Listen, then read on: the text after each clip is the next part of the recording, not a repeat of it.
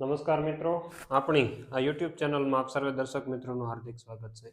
દોસ્તો, આજનો વિષય એક નવો વિષય છે. ખાસ કરીને આમ તો ઘણા બધા મિત્રો થોડું ઘણું એને વાપરે છે, પણ ઘણીવાર આપણે છે માહિતીથી અજાણ હોય, ઘણીવાર જેણે અજાણે ભૂલ થતી હોય, આવી પરિસ્થિતિનું નિર્માણ થતું હોય, તો આજે ખાસ કરીને એવો વિષય લઈને આપણે આવ્યા છીએ કે માઇકોરાઇઝા ઉપર એક નજર નાખીએ.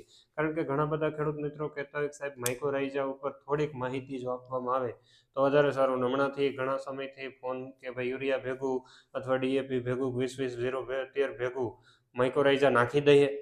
તો આજ માઇકોરાઇઝા શું છે ને થોડુંક સમજી લઈએ. માઇકોરાઇઝા એક પ્રકારનું બાયો ફર્ટિલાઇઝર છે. કારણ કે પહેલી વાત એની સમજીએ કે માઇકોરાઇઝા છે શું. બરાબર, માઇકોરાઇઝા શું છે?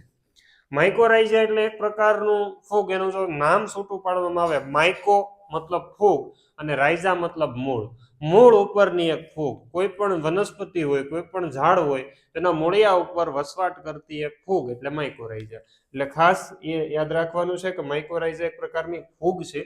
આ ફૂગને એક ઝેરતી ફૂગ છે, એટલે એને કઈ રીતના ઉપયોગ કરવી એની આપણે આગળ વિસ્તૃત વાત કરવાના છીએ, પણ એની પહેલા થોડી એ માહિતી પણ હોવી જરૂરી છે. તો માઇકોરાઇઝા એ તમે સમજી લીધું કે એક પ્રકારની સહજીવી ફૂગ છે, જે આપણા ઝાડના મતલબ કોઈ પણ છોડના મૂળ ઉપર છે એ વસે છે, અને મૂળ છે એની ઉપર આવી રીતના તાતણા કરીને રહેતી હોય. આ મૂળ એને છે શું આપે?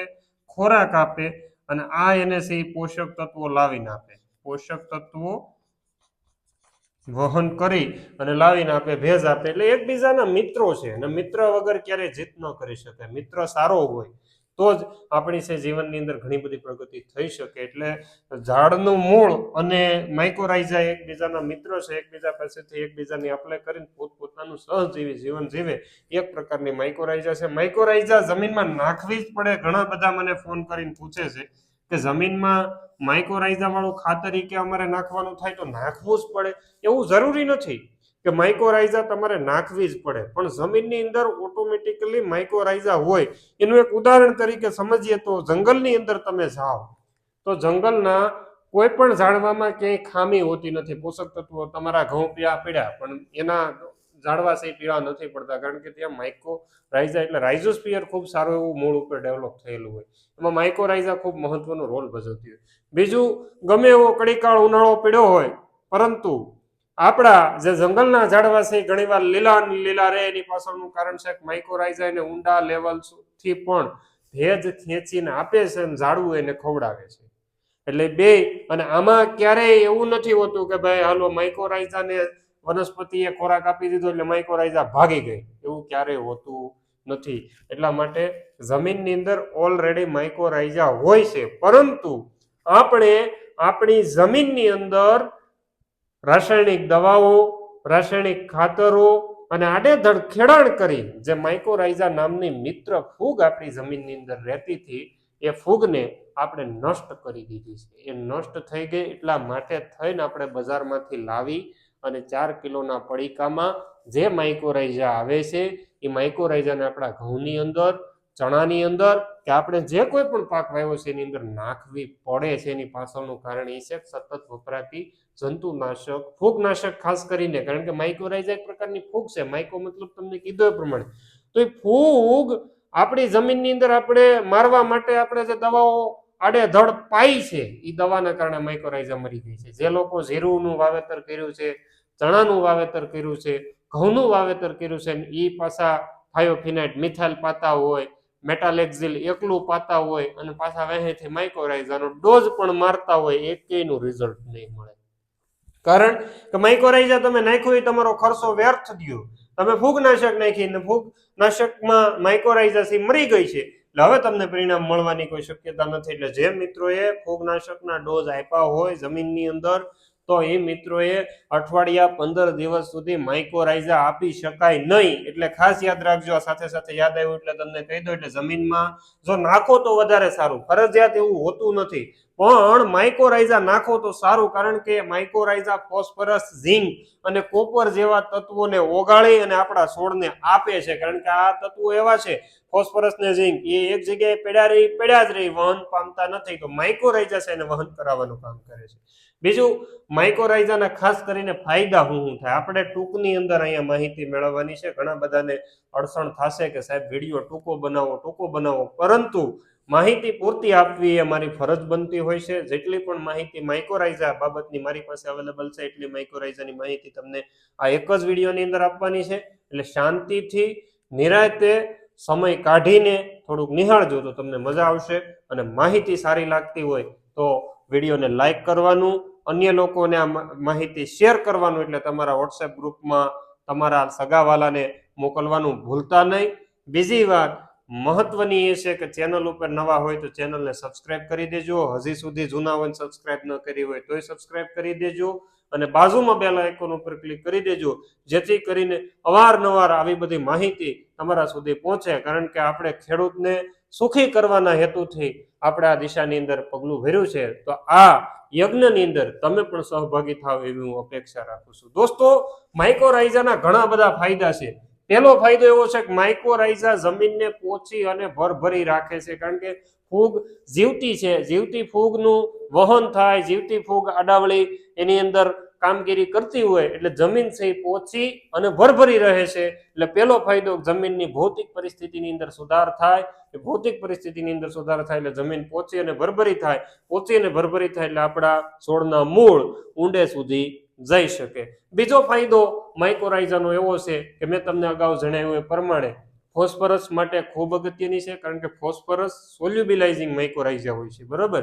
એટલે આ જે માઇકોરાઇઝા જે આપણે અત્યાર સુધીના ફોસ્ફેટિક ખાતરો જમીનની અંદર ઝીંક કર્યા, એટલે કે જેની જમીન ફૂલ કડક થઈ ગઈ, ટ્રેક્ટરની પાવડીનું હળ લઈને જાય અને ડબલ પાવડીનું હળ હોય ને જોન ડીયરના ટ્રેક્ટરના વ્હીલ ફરી જાય, આટલી કડક થઈ ગઈ હોય એની અંદર ઘણીવાર ફોસ્ફરસની માત્રા વધારે હોય. આવી જમીનની અંદર ખેડૂતે માઇકોરાઇઝા વાપરે તો ફોસ્ફરસ થોડોક ઓગળે એટલે આપણા છોડવા લઈ શકે. નહીંતર ડીએપી ના ઢેગલા કર્યા છે, એસએસપી ના ઢેગલા કર્યા છે, પણ આપણા છોડ એને લઈ શકતા નથી. તો એની પાછળનું કારણ છે કે ફિક્સ થઈ ગયેલો ફોસ્ફરસ છે એને ઓગાળવા માટેનું કામ માઇકોરાઇઝા કરે છે. માઇકોરાઇઝા ફોસ્ફરસ, ઝિંક અને કોપર જેવા તત્વને છે એ છોડના મૂળ સુધી પહોંચાડવાનું કામ કરે છે. બીજી વસ્તુ, માઇકોરાઇઝા આપણા છોડને ઘણીવાર પરિસ્થિતિ એવી આવે કે ભેજ પહોંચાડવાનું કામ કરે છે. કારણ કે માઇકોરાઇઝાના તંતુ છે ને એ લાંબા હોય, આપણા મૂળના તંતુ છે એ ટૂંકા હોય, માઇકોરાઇઝાના તંતુ લાંબા હોય. એક પ્રકારનું ઝાડું કહેવાય આને.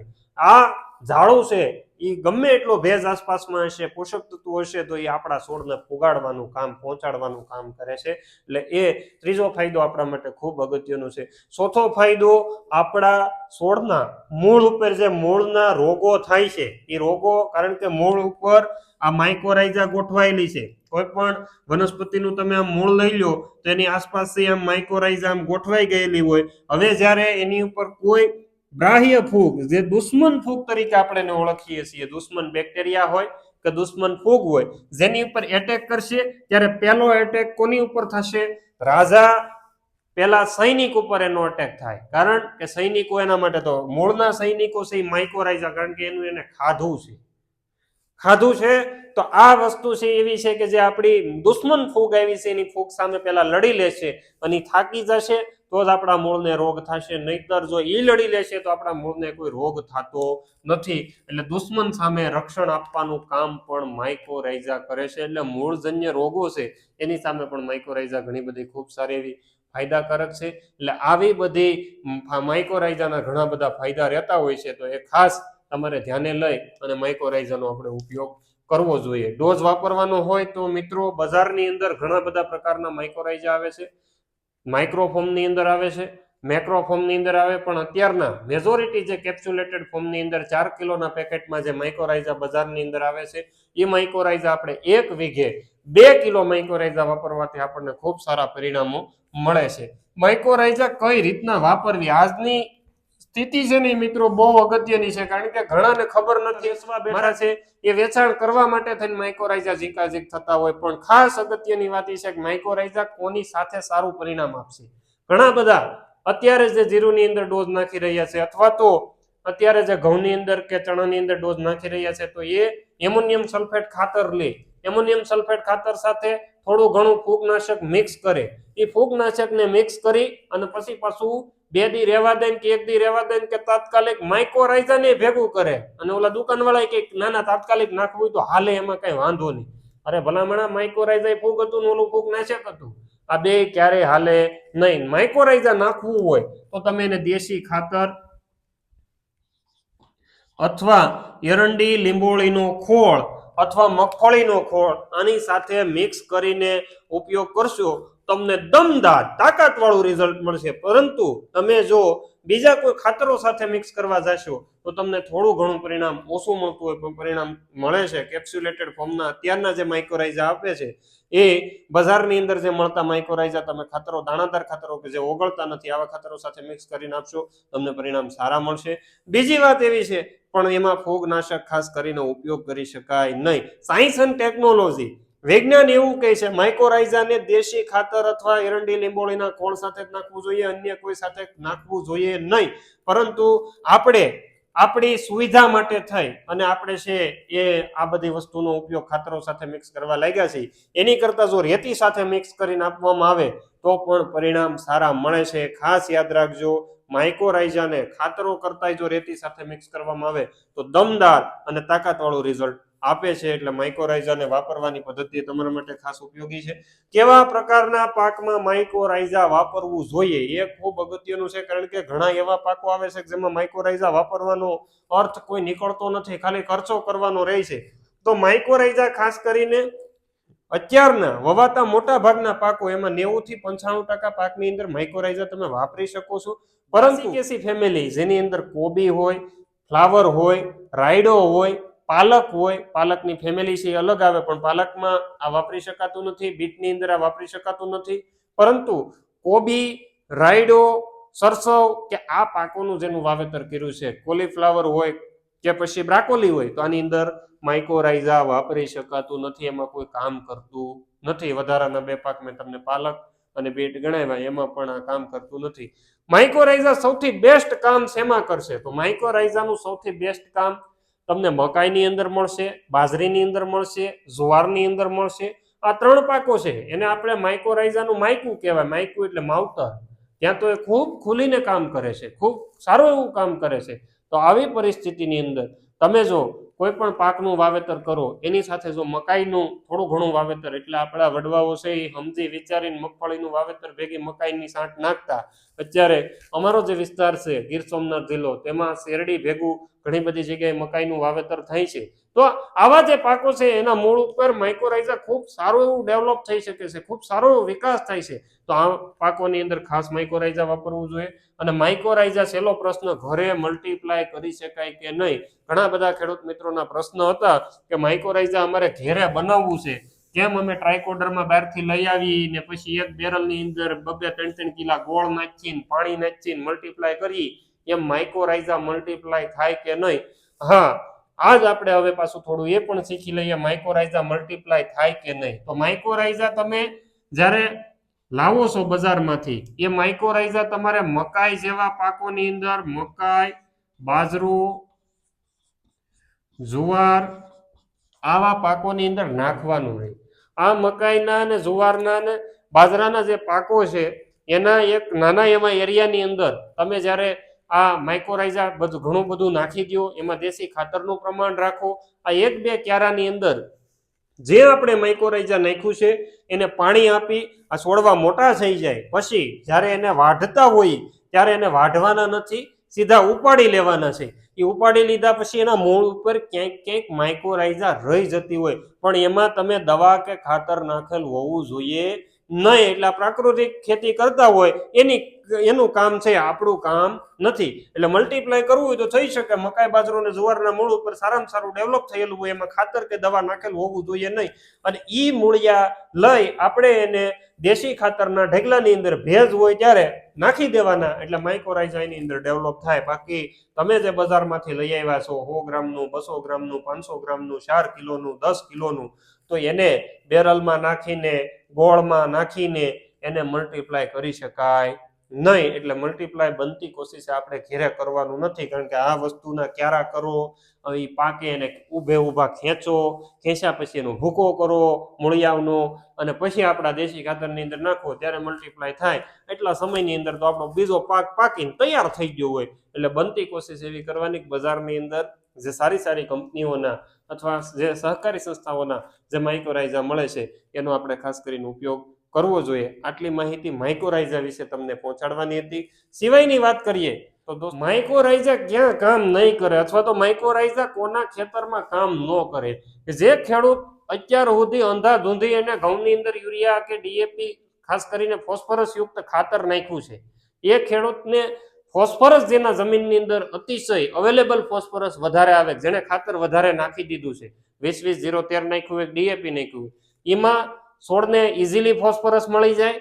ફોસ્ફરસ મળતો હોવાના કારણે ઈ છોડ માઇક્રોરાઇઝાને ખોરાક નહીં આપે, એટલે માઇક્રોરાઇઝા ઓટોમેટિક મરી જાય છે. એટલે જેને પુષ્કળ માત્રાની અંદર ફોસ્ફેટિક ખાતર નાખ્યું હોય, આ સિઝનની અંદર વાત કરું છું, એણે માઇક્રોરાઇઝા વાપરવું નહીં. બીજું, માઇક્રોરાઇઝા છે ગુંદર જેવો ચીકણો પદાર્થ છોડે છે, એટલે એ ગુંદર જેવા ચીકણા પદાર્થના કારણે જમીનના જે કણો છે એને જકડી રાખે છે, એટલે જમીનનું સ્ટ્રક્ચર સુધરે છે અને પાણી સાથે એનું ધોવાણ થઈ જતું નથી. એટલે આપણે ખાસ કરીને માઇક્રોરાઇઝા ને પાણી સાથે જેમ તેમ નાખવું નહીં, કારણ કે ચીકણો પદાર્થ છોડતું હોવાના કારણે ઠેઠ લગન નથી પહોંચતું, તો આપણે એને ઉડાડવાનું છે, કોઈ પણ ભેગું, મેં કીધું એમ રેતી ભેગું મિક્સ કરીને. બીજી વાત, માઇક્રોરાઇઝાનો વાત અહીંયા છે આપણે પૂર્ણ કરીએ, પરંતુ બજારની અંદર અત્યારે ઘણા બધા ખેડૂત મિત્રો જે માઇક્રોરાઇઝા મળે છે એનો ઉપયોગ કરવાનું ન ચૂકે તો વધારે સારું. સાથે સાથે જે ખેડૂત મિત્રો ખેતીની સાથે સાથે પશુપાલન કરે છે, એવા ખેડૂત મિત્રો જે ચારાની સમસ્યા હોય, તો ચારા માટે કાળી જુવારનું બિયારણ અમારા ગીર સોમનાથ જિલ્લાના ઘણા બધા ખેડૂત મિત્રો વાવે છે, ઘણા બધા ખેડૂત મિત્રો પકવે છે, અને કાળી જુવારનો એકદમ મસ્ત અને લીલો ચારો તમારા પશુને મળી રહે એના માટે થઈ અને કાળી જુવારનું વાવેતર જો કરો તો 1 વીઘે 5 કિલો જેટલી કાળી જુવારનું વાવેતર કરવામાં આવે તો ખૂબ સારું. ને એની ભેગું જો માઇક્રોરાઇઝા નાખીને વાવેતર કરો તમને ખૂબ સારા પરિણામ મળશે. એટલે આવી કાળી જુવારની વધારે અને વિશેષ માહિતી માટે અહીંયા આપેલા નંબર ઉપર અવશ્ય કોન્ટેક્ટ કરજો.